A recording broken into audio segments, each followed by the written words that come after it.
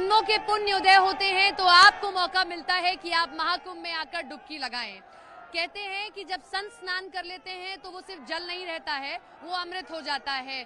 हमारे साथ में कैलाशानंद गिरी जी हैं जो निरंजनी अखाड़े के आचार्य हैं, जरा उनसे बात करते हैं। हुजूम है महाराज जी, और उसमें मैं कहूंगी कि आपका भी उतना ही योगदान कि आप बाहर निमंत्रण देकर आए, तो पूर्व जो सीईओ थे एप्पल की, उनकी पत्नी तक यहाँ पर आई। देखो सपना, मुझे लगता है कि भारतीय संस्कृति को, भारतीय संस्कार को, भारतीय परंपरा को मेरी बहन आज सब अपनाना चाहते हैं। आज सबका एक भाव है कि मैं इस संस्कृति को करीब से देखूं, मैं इस संस्कृति को करीब से समझूं, जहां देश के फक्कड़ कैसी दुनिया में राज कर सकते हैं, दुनिया के लोगों को कैसे वो अपने पास बुला सकते हैं, कैसे वो झुका सकते हैं। ये संस्कृति है, इस संस्कृति के कारण वो झुकते हैं। ये जो संस्कृति है, और इनको कुछ मिल नहीं रहा है, फिर भी ये लोग देखिए कितनी भीड़ में आते हैं। ऐसा न बोलो, इनको कुछ नहीं मिल रहा है। एक होता है कि साधन नहीं है, फिर भी लोग कोसों दूर पैदल चले आ रहे हैं। इनको ही सब कुछ मिल रहा है, यही मेले की शोभा है। इनको ही सब कुछ मिल रहा है, और इनके कारण ही आज हमारा वैभवशाली है। हमारा संस्कार, हमारी संस्कृति और हमारी प्रकृति आज वैभवशाली है। उसका मूल सूत्रधार हमारे भक्तजन है। मैं खड़े होकर इनका एक बार अभिवादन स्वीकार कर, आप अभिवादन स्वीकार करिए। देखिए खड़े होकर अभिवादन स्वीकार कर रहे हैं कैलाशानंद जी, और हुजूम है लोगों का, क्योंकि कैलाशानंद जी देखिए बाहर तक निमंत्रण देकर आए और लोग आए। लोगों ने यहाँ आकर किस तरीके से सनातन को देखने के लिए यहाँ आकर शिविर में रह रहे हैं, कल्पवास तक कर रहे हैं। तो इसीलिए यहाँ वो खड़े होकर सभी का अभिवादन स्वीकार कर रहे हैं।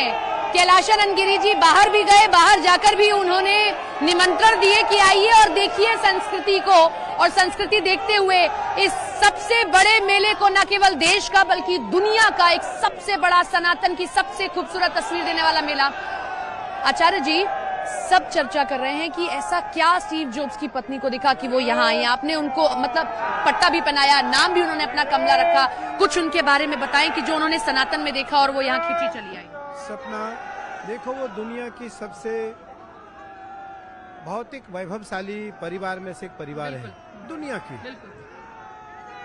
लेकिन वो बहुत सहज है, सरल है, बहुत सरल है, बहुत सहज है, बहुत कोमल है, बहुत ही सात्विक है, और शुद्ध रूप से शाकाहारी है। नॉनवेज नहीं खाती, अरे छूती तक नहीं, नॉनवेज की बात तक नहीं करती है वो तो। और भगवती दुर्गा की परम उपासिका है।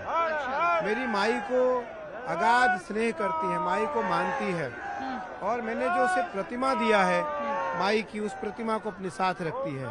अपने अभी भारत आई है तो उस प्रतिमा को लेकर आई है, मूर्ति को साथ लेकर आई है। कल्पवास की खबर आ रही है महाराज? नहीं, कल्पवास बड़ी कठोर तपस्या है। कल्पवास नहीं करेगी, क्योंकि कल्पवास के लिए तो बहुत समय और बहुत कठोरता की विषय है। मुझे लगता है वो कल्पवास नहीं करेगी, वो तो 1-2 दिन शिविर में प्रवास करेगी। अभी शिविर में है, अभी आज से हमारे अभिषेक और पूजन में रहेगी वो। उसके बाद वो 2-3 प्रवास करके वो वापस चली जाएगी। मुझे लगता है कि ऐसे लोग जब हमारी संस्कृति से, हमारी परंपरा से जुड़ेंगे तो हमारा वैभव और मजबूत होगा, हमारी संस्कृति और मजबूत होगा। ये तस्वीर देखकर क्या कहते हैं? ये महाकुंभ की सबसे अलौकिक अद्भुत तस्वीर है। इससे पहले महाकुंभ इस तरीके से नहीं देखा गया। सपना, देखो ये दृश्य अलौकिक है, विहंगम है। ये दृश्य विहंगम है, इसका वर्णन कर पाना शब्दों से परे है। मैं मानता हूँ कि कुंभ तो हर 6 वर्ष और हर 12 वर्ष में प्रयाग में होते हैं, लेकिन यह जो कुंभ है 2019 और 2025, ये विहंगम दृश्य है। इस दृश्य का वर्णन लिखत यदि गृहीत्वा शारदा सर्व कालम तदपि तव गुणान नामी सपारम न याति। भगवान शिव के लिए माँ सरस्वती कहती हैं, मैं शिव का वर्णन अपने ब्रह्मलोक में बैठकर के जीवन पर्यंत अपने लेखनी से यदि करूं तब भी संभव नहीं है। तो वही दृश्य सपना आज यहाँ का है, इसका शब्दों से वर्णन कर पाना संभव नहीं है।